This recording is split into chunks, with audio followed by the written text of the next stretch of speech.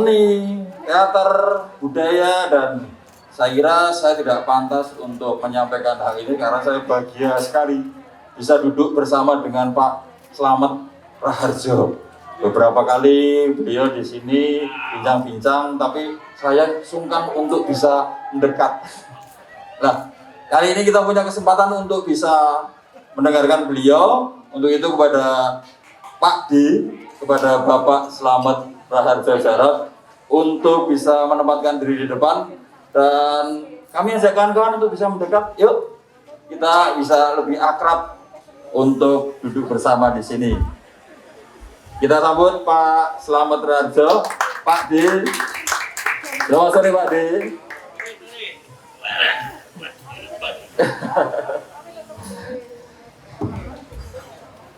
Halo.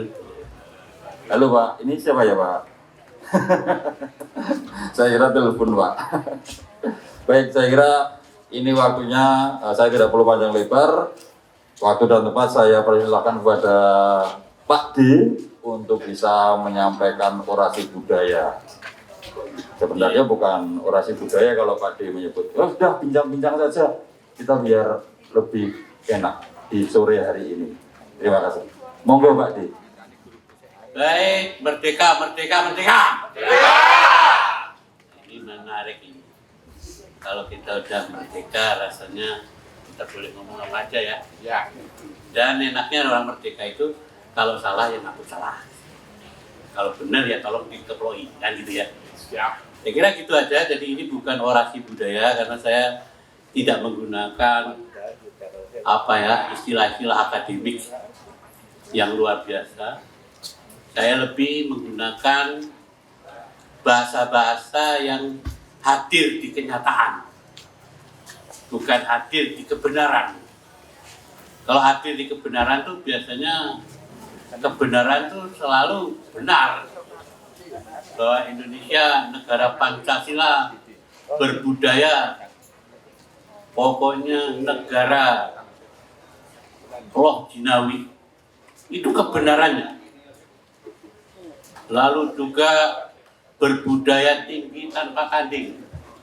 Laptopnya ada, supaya aku tidak nyasar ngomongnya.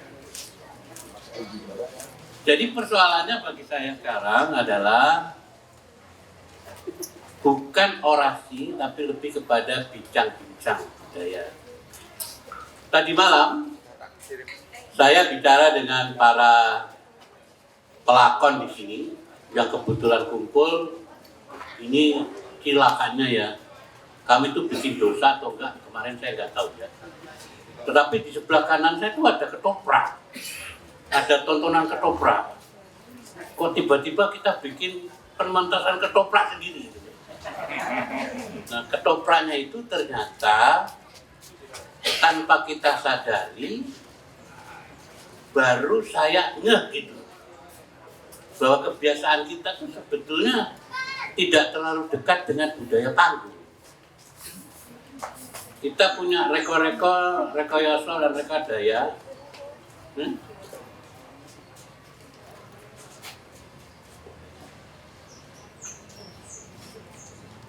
Dan di dalam hal ini saya melihat bahwa apa sih sebetulnya masalah yang kita sekarang ini sedang alami. Yang saya tahu, teater itu sebetulnya tontonan. Betul-betul tontonan.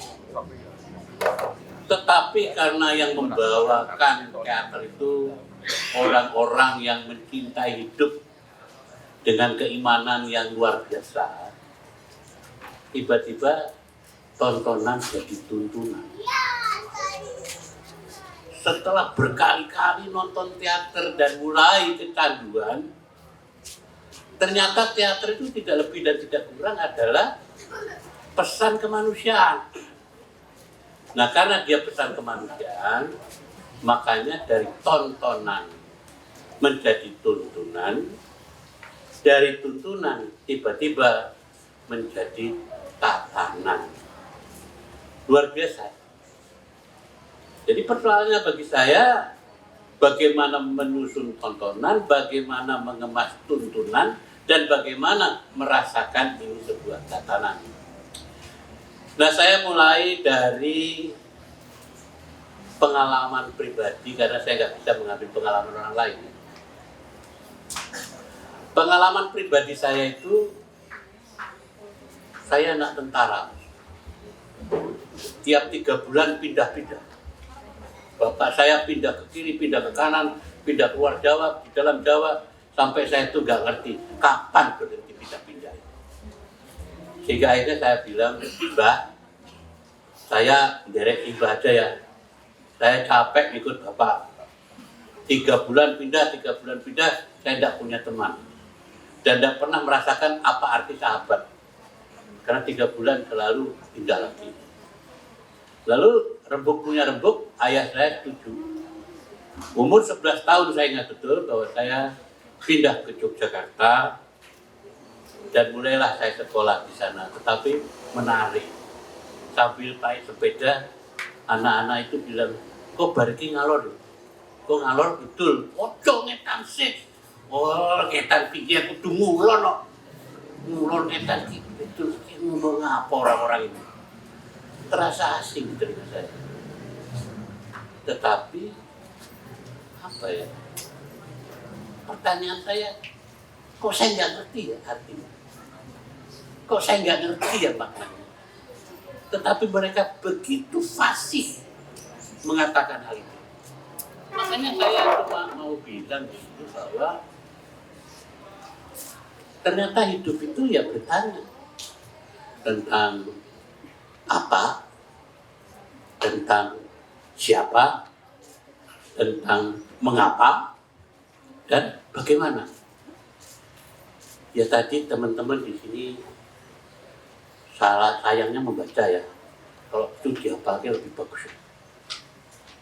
Bahwa kemanusiaan itu mulia, ya, bahwa ada pesan-pesan yang disampaikan.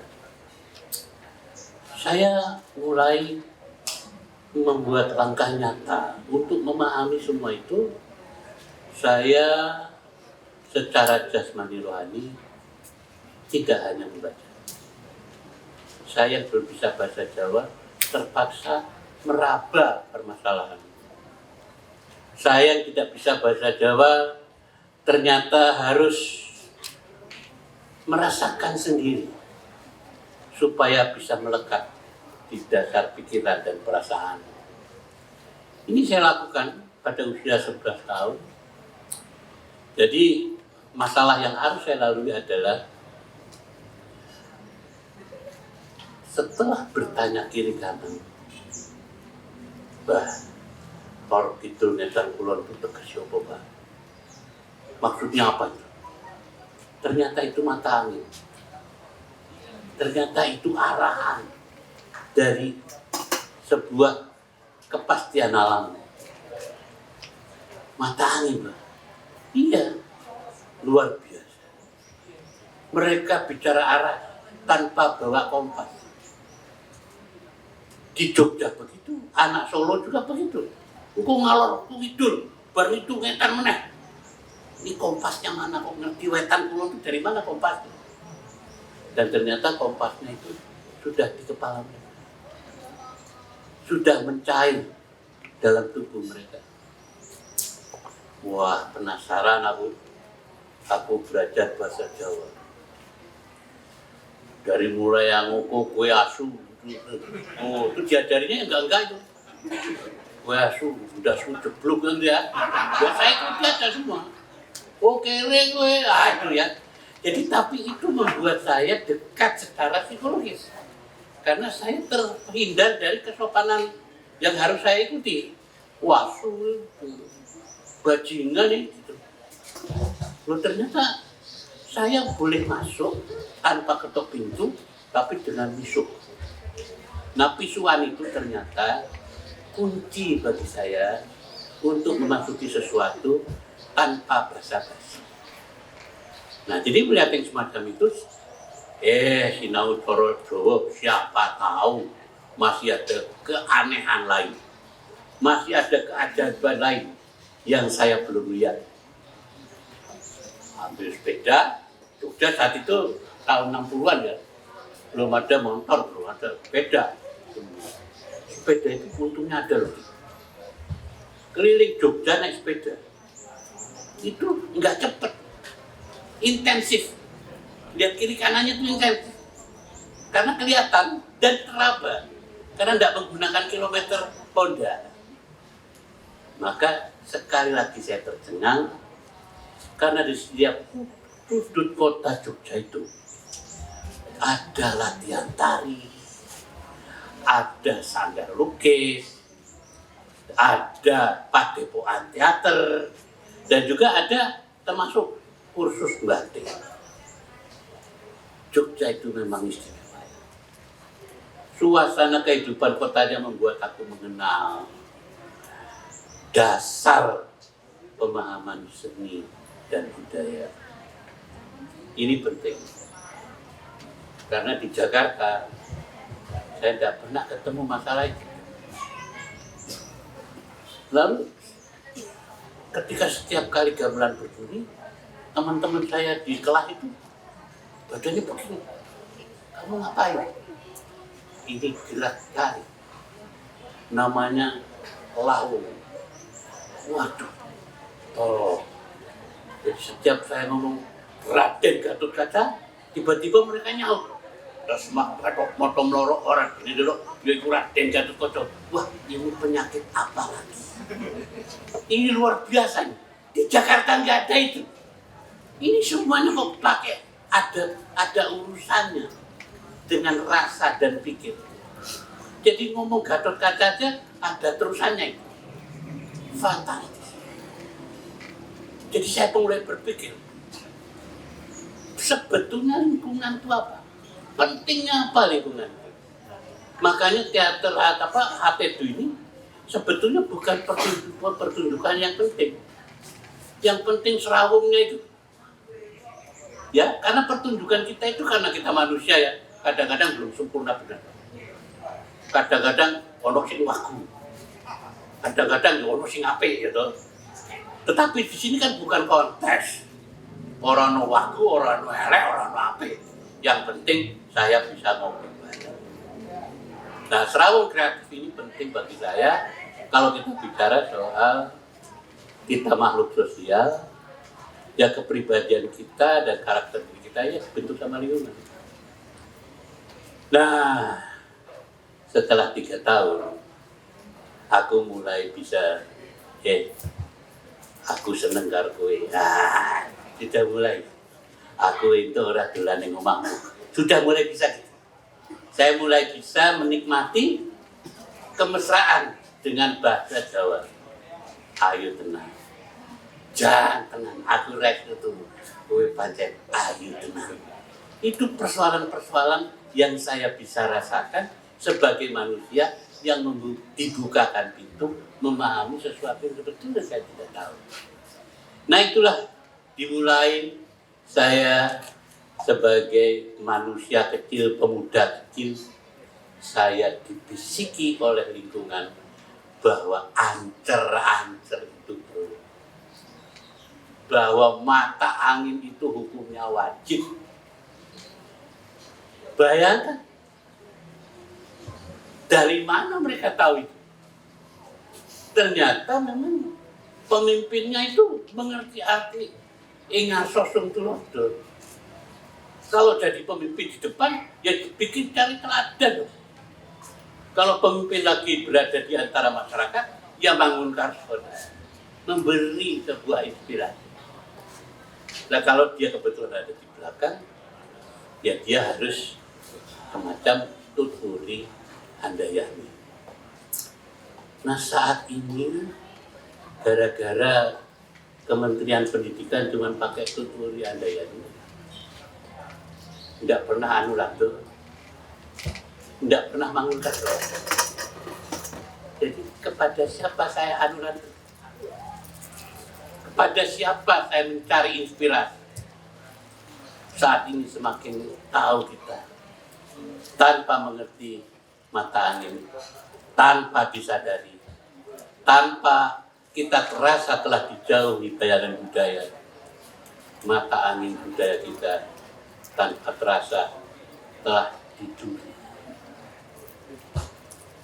Perlahan tapi pasti kebudayaan kita nyaris tidak lagi kita kenal. Ancer-ancer budayaku.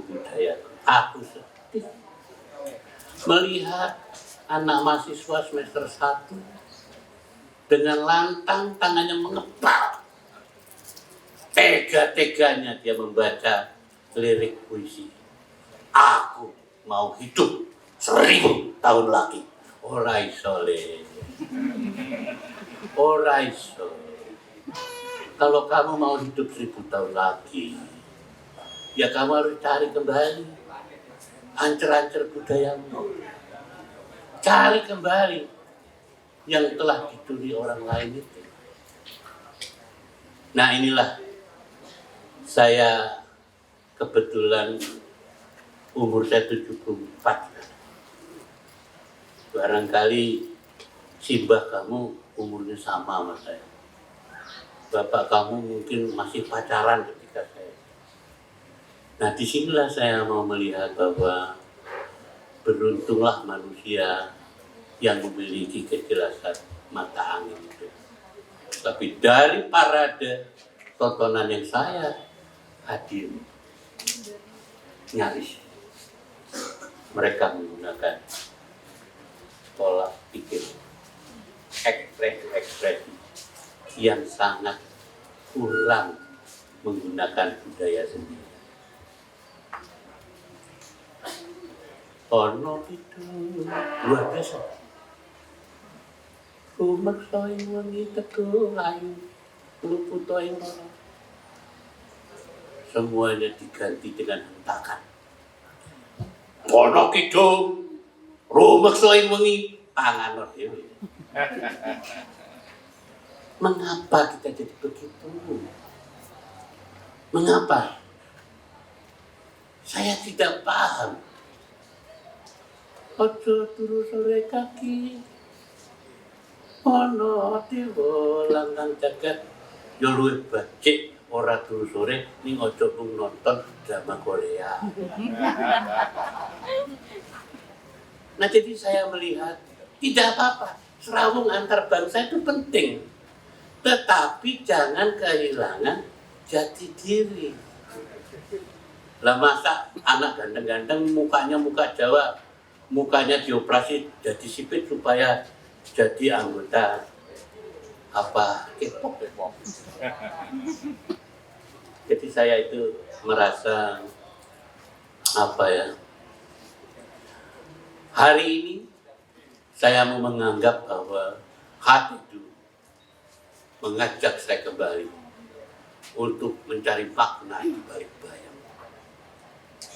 Mengajak makna di balik bayang. Aku tak mayang. Suruping sang Yangarko Gumanto Singgalu. Luar biasa. Suruping sang Yangarko Gumanto Singgalu itu bagaimana kita menikmati sebuah keheningan dari siang menjadi malam. Sak jroning ratri dereng wonten teng sinaripun. Sepertinya itu kehilangan bahasa itu. Kita digantikan dengan deklamasi yang nggak ada hubungannya dengan perasaan. Saya sebetulnya ini yang salah di generasi saya. Tidak sempat menitipkan. Kami generasi yang kebetulan besar dengan proses tidak ujuk-ujuk.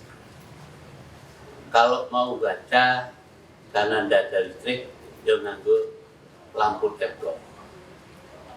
Lampu teplok itu ya semprongnya diresihi, lengannya dimasukkan, sumbunya dibersihkan, dinyalakan, baru kita dapat cahaya.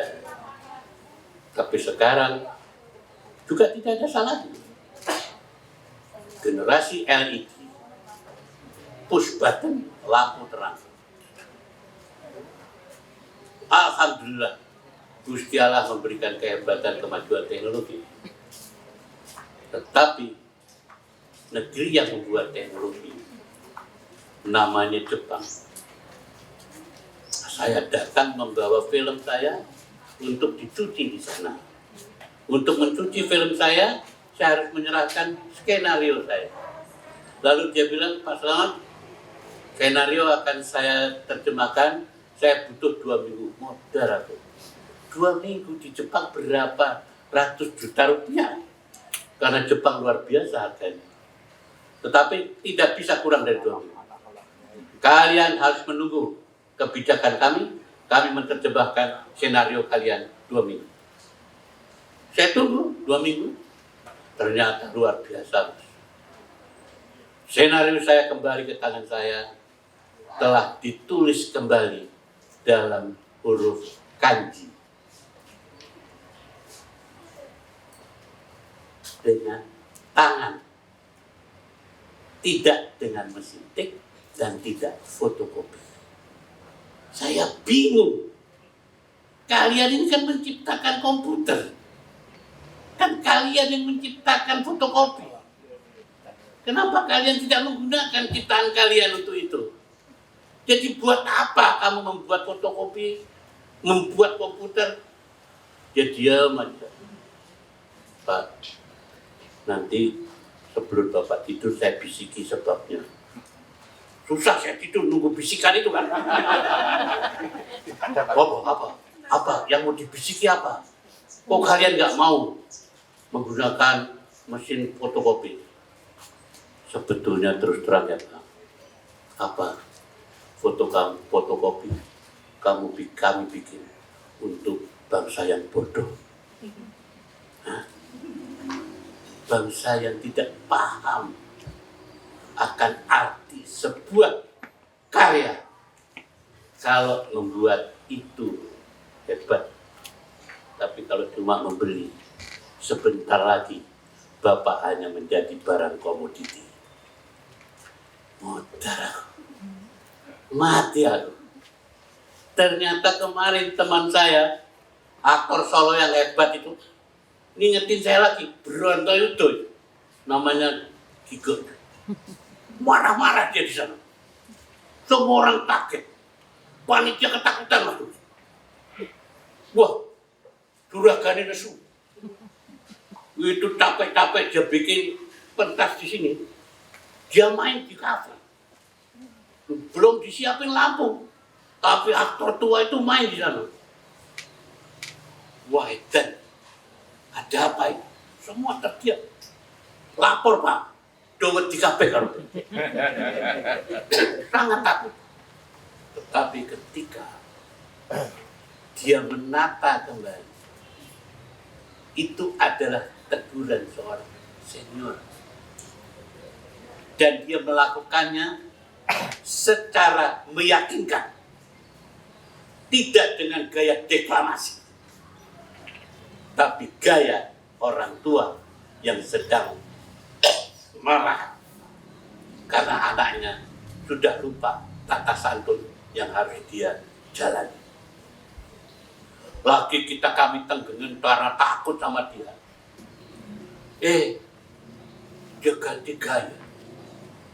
Jalannya bukan Gigo lagi.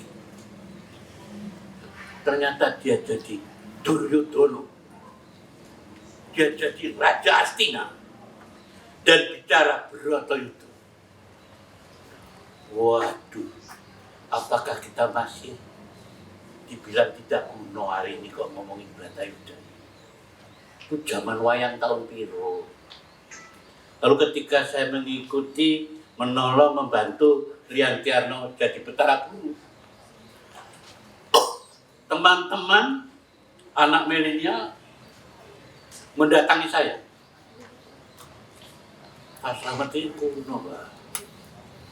Ini zaman Brontoyudo, ini zaman kuda gigit besi. Kenapa Pak Slamet masih berhenti di titik itu? Maksudnya kenapa?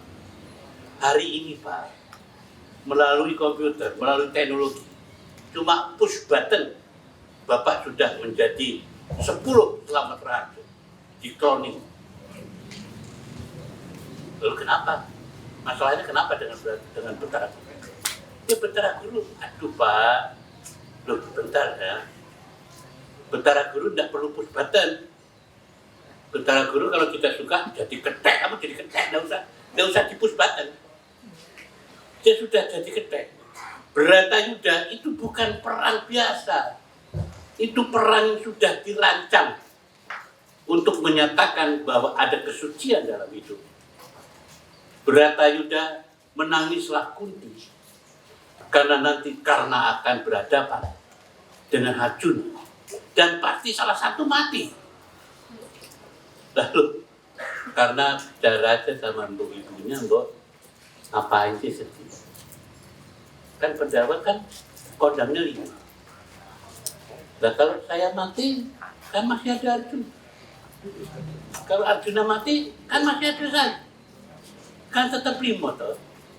Jadi biarkan saja bahwa Bharatayuda harus terjadi. Ternyata ketika saya nonton wayang lagi, tanya Bharatayuda lagi, sebetulnya Dalang belum lengkap memberikan penjelasan. Kalau kita bicara tentang Bharatayuda, kita harus memberikan tambahan kalimat di belakangnya, yaitu Bharatayuda Jaya Binangun. Nah, Jaya Binangun inilah masalah kita. Kita harus kembali membangun sesuatu yang telah kita jalankan secara tragis karena saudara Bharata bertempur satu sama lain, dan Bharatayuda kata Kresna harus ada, karena tanpa Bharatayuda yang batil tidak akan musnah. Maka Bharatayuda adalah upaya menghabisi semua angkara murka dan melahirkan pekerti-pekerti mulia di atas dunia. Dan untuk itu disiapkanlah generasi muda sekarang, mungkin ya generasi Z apa generasi apa itu saya nggak ngerti sebenarnya, tapi saya kira yang harus kamu lakukan adalah semangat parikesit, karena parikesit itu lahir bukan sebagai korban teknologi.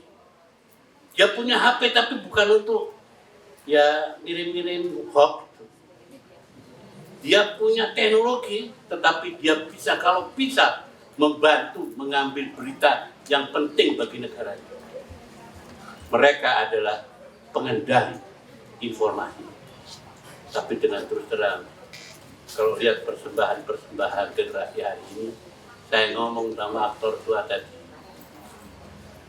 Kang, kok aktor muda ini kehilangan greget. Kok aktor muda ini seperti kehilangan mata angin, seperti nggak tahu mulai dari mana. Ini maaf saya harus bicara, karena ini hari teater sedunia, dan teater itu adalah dialog intelektual, dialog di mana kita mempertanyakan diri kita, apa, siapa, bagaimana. Beranikah kita? Yang saya tahu, persoalan-persoalan seperti AT2 ini mencari sponsornya tidak semudah kita menggunakan konsep band. Tidak semudah itu. Banyak perjuangan untuk melaksanakan AT2 ini, karena AT2 akan melahirkan pemikiran-pemikiran baru, melahirkan parikesit-parikesit yang bukan korban teknologi. Nah inilah ya, saya upayakan datang, dan saya bilang kepada teman-teman, saya tidak orasi budaya, tapi lebih pada bincang-bincang budaya. Saya melihat banyak sekali teater, hampir sebagian besar dialognya mirip deklamasi. Pada puisi itu sendiri, aku ingin mencintaimu seperti api yang membakar kayu tanpa saling menyalahkan. Buat apa? tapi dia bermakna. Seorang laki-laki berjalan ke barat di pagi hari. Matahari ada di belakang. Tetapi dia dan matahari tidak pernah bertengkar. Siapa sebetulnya yang menciptakan bayangan? Maka laki-laki itu terus berjalan mengikuti bayangannya. Tetapi bayangan dia dan dia sendiri tidak pernah bertengkar. Siapa sebetulnya yang menciptakan bayangan? Puisi itu kan luar biasa. Tetapi kadang-kadang dibikin musikalisasi puisi. Lah puisi sendiri sudah musikal. Jadi saya bingung kadang-kadang. Lalu saya tanya pada almarhum Sapardi Djoko Damono, Jok, itu musikalisasi puisimu itu bukan merendahkan derajat puisimu. Lah tiba-tiba kok kehilangan musik aslinya gitu. Nah saya melihat betapa puisi-puisi Sapardi Djoko Damono itu menurut saya luar biasa. Puisi lama Amir Hamzah, saya tidak bisa untuk tidak lebaran pulang ke rumah orang tua saya di Jogja. Karena Amir Hamzah mengatakan air susu dan darah tikar yang belum kubayar. Tidak ada hentakan deklamasi. Dulu saya deklamasi itu karena tablo Irian Barat harus kembali ke Republik Indonesia. Saya ditemin jadi orang Irian, terus tangan saya begini, dikasih rantai, lalu kita tablo sambil deklamasi. Deklamasi itu declare. Ya. Maka dia bilang, cukup sudah masa janji, cukup sudah derita dialami. Kini tiba saat rakyat bertindak, mari bersatu membangun Irian. Jurah Popo itu mengalah perang, ya. Tetapi tadi, ketika mata angin kita kacau, kita tidak bisa membedakan antara teater di satu pihak, puisi di lain pihak. Sehingga dengan demikian, keragaman seni yang tadi saya pelajari di Jogja, ada orang bicara ngono ya ngono, ning aja ngono. Bingung saya. Begitu ya begitu, tapi jangan begitu. Itu bagaimana itu? Menjelaskan. Tetapi inilah sebetulnya yang bisa kita sampaikan melalui teater. Itulah menurut saya teater sebagai pembawa pesan. Dan pesannya adalah pesan di mana seniman adalah manusia mulia yang mampu mengemas pemikiran pesan-pesan hidup secara sempurna dan dibisikkan dengan merdu. Itulah seniman. Itulah keinginan seniman. Nah, jadi saya hanya mau mengatakan di sini, apakah bisa dijawab oleh kita sama-sama ya? HTDU ke-9 kira-kira masih ada enggak? Itu pertanyaan yang menggantung dan itu perlu dijawab.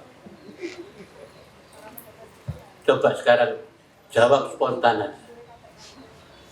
Turah ada enggak? Turah? Dia dengar. Turah? Turah? HTDU ke-9 kira-kira ada enggak? Bisa ada yang jawab? Ada. Hah? Ada. Ada atau mesti ada?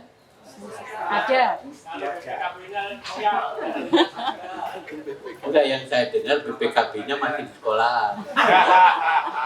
Yang saya dengar BPKB-nya itu mesti ada dana untuk keluarin dari sekolahan itu. Ini memalukan, tetapi ini kenyataan. Maka saya tutup bincang-bincang budaya ini. Jangan korbankan kenyataan dengan sibuk pada kebenaran. Kebenaran itu selalu benar karena ada bukunya. Kebenaran itu selalu benar karena ada gurunya.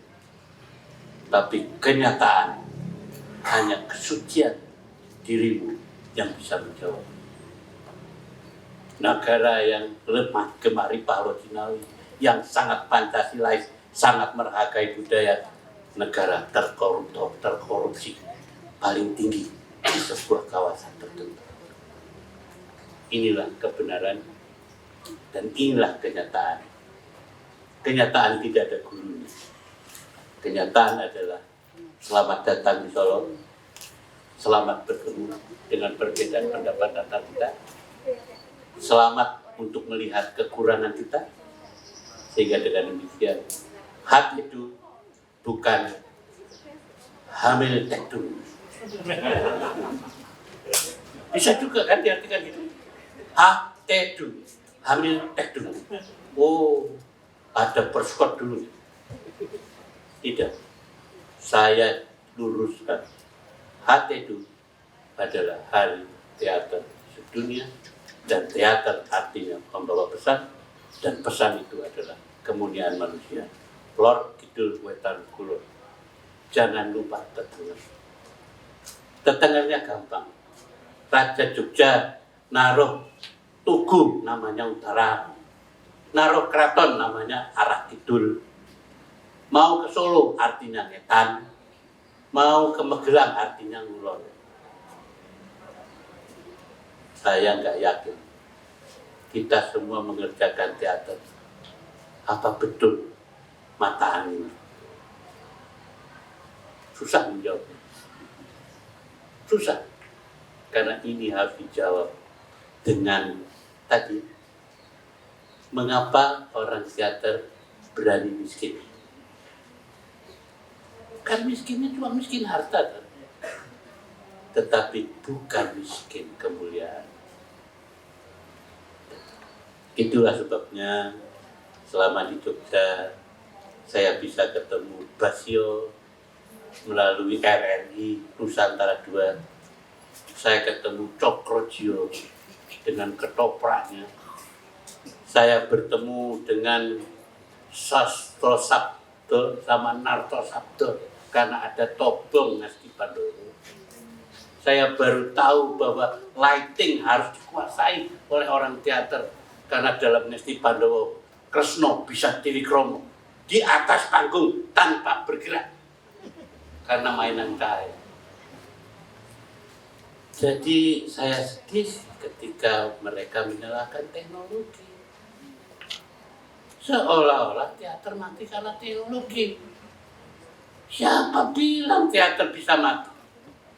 Orang teater itu ilmu yang dekat hubungannya dramaturginya dengan romantika, dramaturginya dekat dengan dialektika, dramaturginya itu dekat dengan dinamika kehidupan itu sendiri. Siapa yang bisa membunuh teater?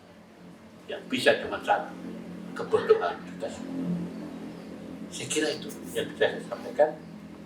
Saya sendiri belum sempurna benar tentang apa yang saya ingin sampaikan, tetapi dengan umur yang 74, dengan kemungkinan bawaan penyakit saya datang ke Solo, sebuah bagian republik yang tidak lagi pakai masker.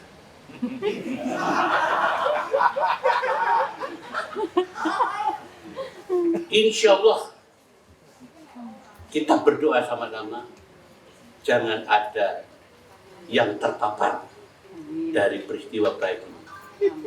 Mari kita saling berdoa. Kepercayaan pada diri itu penting, tetapi saling melindungi dan memelihara itu jauh lebih penting, karena pegangannya adalah Tatwam Asi. Tatwam Asi itu kamu adalah saya adalah kamu. Me mean you, you means me. Kita taat kepada Gusti Allah, kita memelihara alam, dan kita menghormati sesama. Tatwam Asi. Nah, itulah yang bisa saya sampaikan. Siapa bilang kita tidak punya materi untuk bertahan? Kalau cuma virtual, belajarnya cuma masalah sinematografi kecil. Karena itu kan pola manusia. Kan manusia yang menciptakan teknologi. Kenapa kita harus mati oleh teknologi? Saya kira itu saja, tidak ada kesimpulan apa-apa. Cuma mari kita bangun bersama dengan lagu yang kita selalu dendangkan. Ojo turu sore hati, kono dewa lanang jagat. Nyangking bokor kencanane, sapa ngerti ana sing nibani ndasmu, ono wong piara. Ya, ono ya mas sekian karat kan gitu. Nah itulah penutup dari pembicaraan saya ini. Dari Ono Dewo Lang Jagat itu artinya walaupun setitik harapan, dia ada harapan. Even the glances of hope, there is still hope, and we still have a hope. Matur nuwun.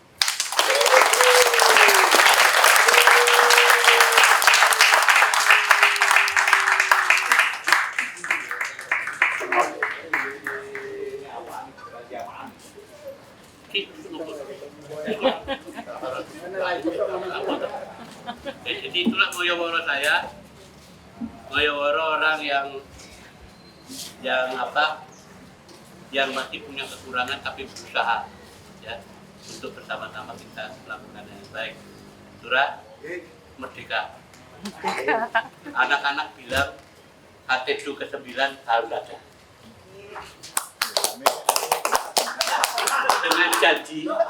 Dengan janji BPKB jangan terlalu lama sekolah.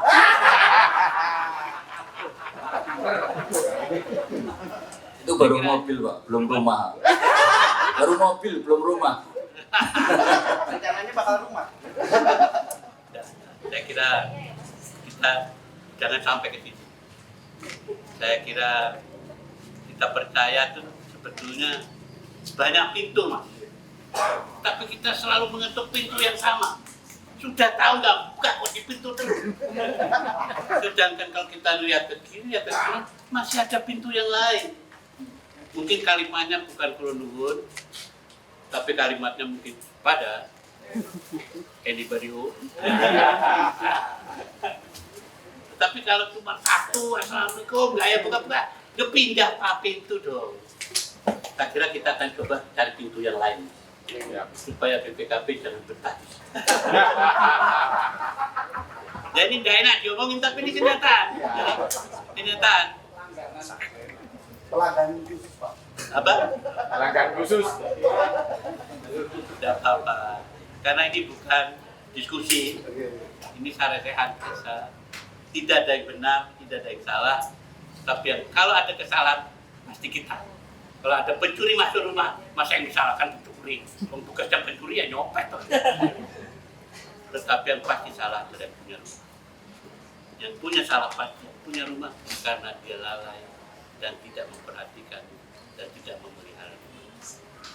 Saya kira Solo ini juga punya pemimpin kan? Ya, Pak. Ya kalau lagi lupa sama kita nggak apa-apa. Ya kita maafkan. Kenapa? Karena belum tahu.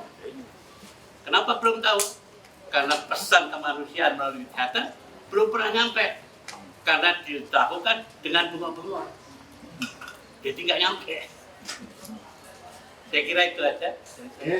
Matur nuwun nggih.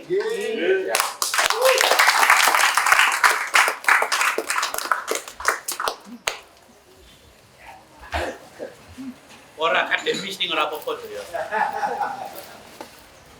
Terima kasih kepada Pak D, Pak Slamet Raharjo Jarot atas dongeng, cerita, paparannya, dan pengetahuan, pemahaman, pandangan baru tentang apapun juga yang kita dengarkan hari ini. Tidak panjang lebar, mari melanjutkan kenyataan.